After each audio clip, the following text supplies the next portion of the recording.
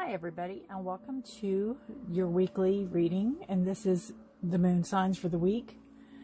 The moon phases, I guess you should say, or I should say, or you should, for May 30th to June the 5th. I cannot believe June the 5th, right? And I am using a new deck, and I like it because it breaks it down a little more clearer. If you're interested in more of a precise daily moon meanings, this is the deck for you. It is called the Queen of the Moon Oracle, and it is by Stacy DeMarco, who does some beautiful work. This is the book. And let me know if you all if you want me to do a walkthrough of this deck. I'd be more than happy to. All right, so we're going to kind of wing it and get right to it. I hope the lighting's okay. All right, so we start out on the 30th of May, and we have a waning gibbous moon. And we got glare. Okay, let me fix the lighting here a minute. Bear with, please. Where's the glare coming from? That's not the glare. Hang on a second. That's not the glare. That's the glare. Right there. Huh. Well. I don't really want to turn it off. Is that a little better? We'll try that and see. All right. So that's the waning gibbous moon for May the 30th. And it's beauty. Isn't that beautiful? I love such a pretty card. So I'm going to, kind of be winging it through the book. I don't want to read every single description and everything, but I'm going to try to pick out the highlights, which I think is pertinent for the week. This says, beauty is like medicine. It can heal even the most broken spirit. Beauty is everywhere in nature. Just look. Beauty comes in many forms, and we can choose to find it. I love how I look. Rid yourself of clutter and what you find disagreeable. Let's see. Real beauty is hypnotic, yet in reality has less to do with youth than it does the spirit coming through the skin. So, you need to think of what makes you beautiful. It doesn't have to be outward beauty. It's very easy to see somebody and think they're beautiful, but when you get to know them, they might not be beautiful. Beauty always comes from the inside.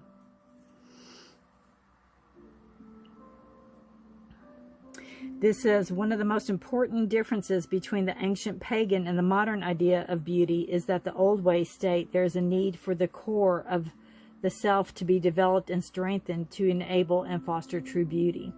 This is important two-way double punch, as there's a strong mind-body connection when it comes to both beauty and vitality. So, it's basically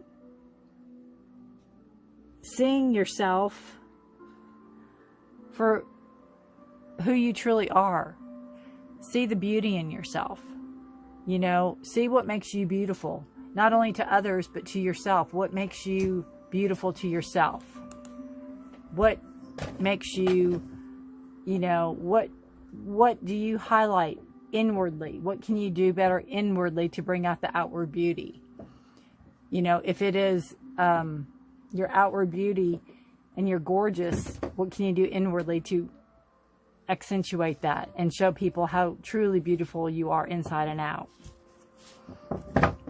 So that is for the May 30th. And then the 31st, we have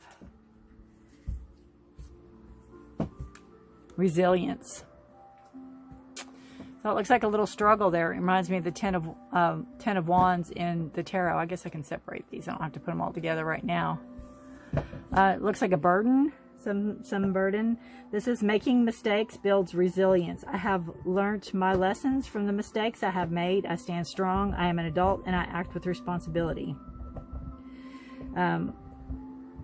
While we all have to go through times and periods of imbalance and difficulty, even of suffering, it's important we learn and grow and rely on our resilience. This is the true power from the inside out, building our reserve of resilience. This ability to stand strong and bounce back is something that has at its heart wisdom and learning. taken from experience. And having the resilience allows us the solidity and yet the freedom to grow and take the next leap and to the next level. It allows us to reach higher with a stability that makes things less risky and allows us to create with a bit more pleasure.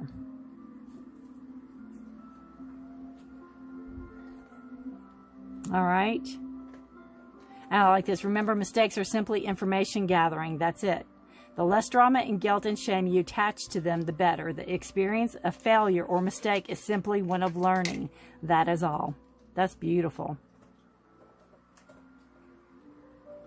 All right. And then for June the 1st, we have another waning gibbous, but it is the different phases. And what I love about this deck is that if you look closely and you look up at the sky, you're going to see the moon look exactly like this on this day. And then on the 31st, it's going to look exactly like this on this day. And then June the 1st, it's going to look like that. So that's what I love. I love the whole moon cycle of this deck is just on point. All right, so we have the number 6 waning gibbous. And let's see. Oops, I just jumped ahead. All right. Wisdom is more than knowledge. There may be something you aren't seeing and need to reach more thoroughly. Wisdom is gathered, but it takes time. Learn from your experience. You may wish to ask the opinion of a wise mentor if you are uncertain. It is often said that the body has its own innate wisdom. If healthy, it just knows what to do and does what it needs to keep us alive and moving without thinking too much. Most of the time, we aren't aware of trying to keep our heart beating or breathing when we're asleep. Similarly, we have innate reasoning system, intuition, that allows us to get answers or receive information without consciously thinking. It's that feeling or hunch or information or insight that is just there. Some people believe this is the wisdom we receive from the gods, the very spark of divine voice that is left within us. This is a very old kind of wisdom, and that sits in a very old part of the brain. There's a gathering of knowledge and experience when we discern and learn from this. In the result of acuity, if it is successful in the real world and good in the sense of perception, it's most probably wise. And the getting of wisdom takes time, usually, and we can be impatient and we can cut corners not to see the role we take in our own poor decision making. So human history has very, sorry, my dog's trying to come up in here. Human history has some very wise people starring in it and some not so wise. Hang on just a second. Ozzy, get back, honey. You're getting all in the lights. Go on, back up. Thank you. Whew. All right. So we cannot always know it all, and the wise mentor or friend can not only save us from poor decision, but can also demonstrate how to be wise if we aren't quite there yet. So basically, you know, surround yourself with wiser people than you, because you can always learn, right? There's always learning. All right, and then we're going into, so that is May 30th, 31st, June 1st, and then we're going to go into the last quarter moon. And again, if you look up in the sky on June the 2nd, it will look like this, which I think is so cool. Isn't it cool? All right, this says, be where you are and be thankful. There's always something to be grateful for, no matter your suffering. Gratitude raises a lower vibration to a higher one. Do not allow yourself to be surrounded by too many negative people. Life is conspiring for you. So as we enter the last quarter moon on the lunar cycle, the energies begin to turn towards surrender and release. Let go of what we no longer need. It behooves us to pay attention to what we have right now, both positive and negative. So you can take some time out and list a few things that you're grateful for, and it can raise your vibration. You can also do this as you turn your powerful focus away from a story you have stated to believe, or that started to believe of everything gone wrong, that your life is terrible. You know, think of the gratitude as a balancer, and it will tip the scale. So you want to think positive thoughts, and you want to, instead of again the negative, you want to go with the positive. Have an attitude of gratitude, basically. All right, so then we are going to come into June the 3rd, and it is we are going into the waning crescent, and this is waning crescent 1. Isn't that beautiful? It's protection. Protection. Your higher power, however you describe it, is loving and protective energy. You are loved and protected. Identify your fears. You can protect yourself better. Trust in yourself. As the lunar cycle comes to the last set of crescents, the moon is close, and so is the dark moon is close, and so is the fresh start of the beautiful new moon. Here's your chance to let go of resistance, surrender, and let go. Do it with confidence. You may need to feel support from the universe, but you have to believe in the higher power. So basically, trust yourself and do what you need to do. You need to, you know, let go and let it go, and know that it's going to be taken care of. Isn't that beautiful? I mean, look at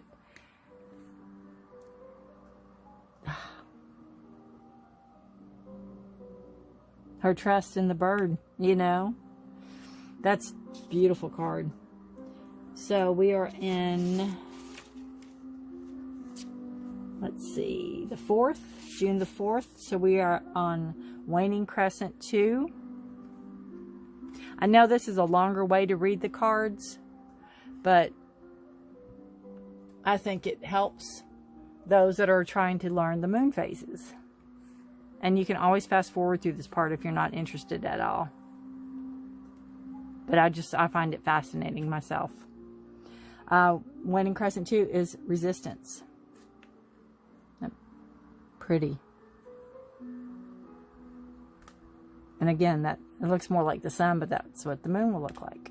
Resistance. Familiarize yourself with how resistance manifests for you, the overt and the covert. What you can see, what you can't see. If you continue to have doors slammed in your face, turn around. There will be normally an open door. Procrastination is just another kind of fear. Move forward with confidence and persistence.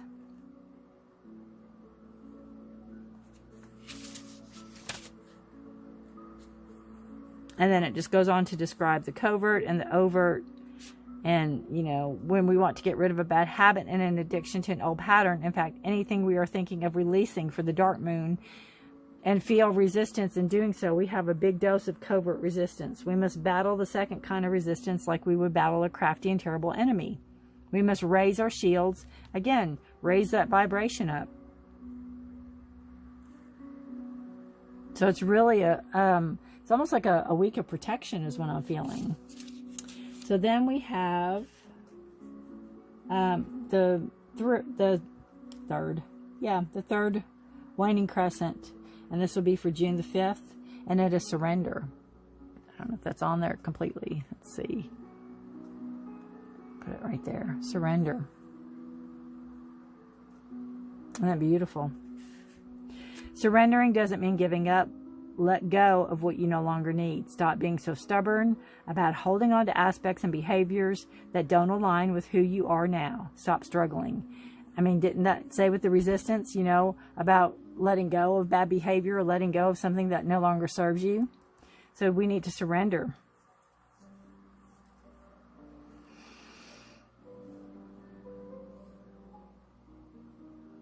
So it casts a protective shadow that allows us to be wide open as we need to be to do our work. We reveal safety to only the divine. We reveal safely to only the divine in ourselves, and then the light returns. So, you know, you can go within and letting go and surrendering our exposure, you know, expose ourselves. And all you have to do is to again, the higher power. It doesn't have to be, you know, to anybody or anything else. Just surrender to your greater good.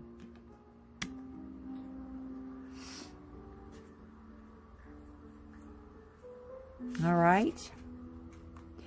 Very good. You'll have to let me know if you like these cards. I was using the Moonology Oracle, and I do like those too. They're, you know, beautiful. I just feel these are more, I like the different phases, and I like, not that that doesn't have it, but I just think this represents them a lot deeper. So again, if you would like a walkthrough of this, let me know, and I'll be more than happy to walk through this deck. It's beautiful, and we can delve further into it. I plan to use it next time too. All right. So stay tuned. Your zodiac reading will be following this for the week of May the 30th to June the 5th. Hi Libra, and welcome to your weekly reading. This is for the week of May 30th to June the 5th. And I really appreciate you being here. Welcome to my channel, Forest for the Trees. Again, this is time-stamped for this time, but it can be any time. If it's the year 2035 and you stumble across this, then it is definitely the time you're supposed to see this message. You know, I'm a firm believer in that. But I do put these out for the weeklies, and everyone seems to really enjoy it. And you know, so as long as everybody enjoys it, I'll keep doing it. This is for those that are born September 23rd to October 22nd. All right, Libra, let's get on with the reading for the week of May 30th to June 5th. That card just said, come on out. Innocence. Beautiful. Innocence.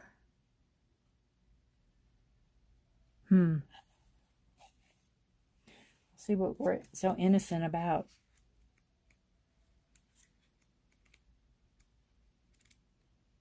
Let's see.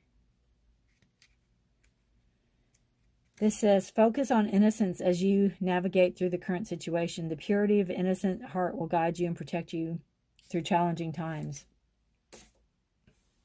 All right. And knowing that, right?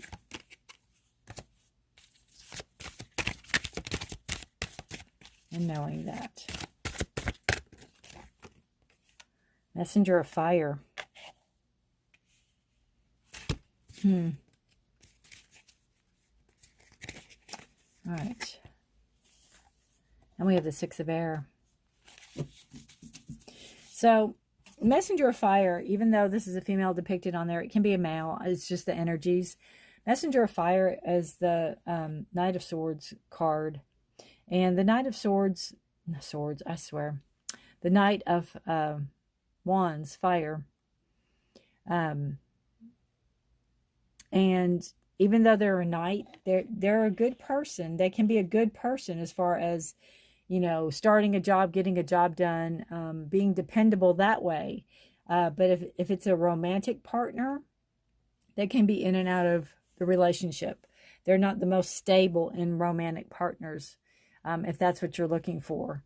And this card could show that, you know, maybe this person has come in and you need to be careful if you're innocent and not aware of how this person can operate. You don't want them to take advantage of you. And then this card is Six of Air. So this is movement forward. So this is either in your mind, like mental clarity as far as what the next step will be, or this can be literally taking a trip or going somewhere, moving forward, going down, you know, ready to move forward, ready to have that. I keep getting clarity. Ready to have clarity of a situation is what I keep getting, Libra.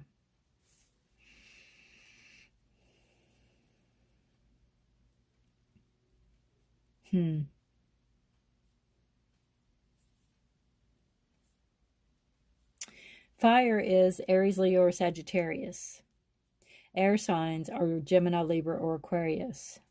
So the air is represented by you. And it's your thoughts, it's your communication. So there could be some communication.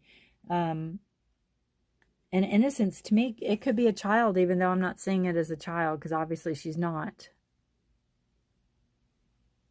But it could be approaching a situation of innocence. Or if this person is, you know, coming in and out of your life, again, taking advantage of you. You know, maybe it's time to move forward, move away from them. Is kind of what I'm feeling, honestly. You know, cut your losses before your heart gets involved.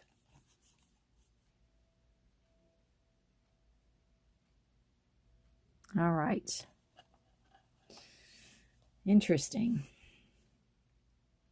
Interesting.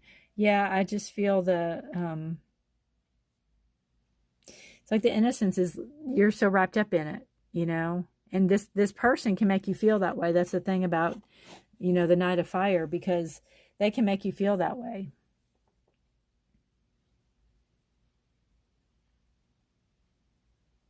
They can say all the right things and do all the right things and get you caught up in it. And again, taking advantage of you. So don't be taken advantage of. You know, move out of that. If you see that coming and that feels like the consensus for the week, or if there's somebody you've been seeing, you know, for a while, you know, kind of wisen up. Kind of see this person for who they really are, and not saying again that they're a bad person. They just might not be the most dependable romantic partner for you if that's what you're seeking at this time. All right, Libra. I'd love to hear how this resonates with you. I really appreciate you watching. Have a wonderful week and good luck to you. Bye for now.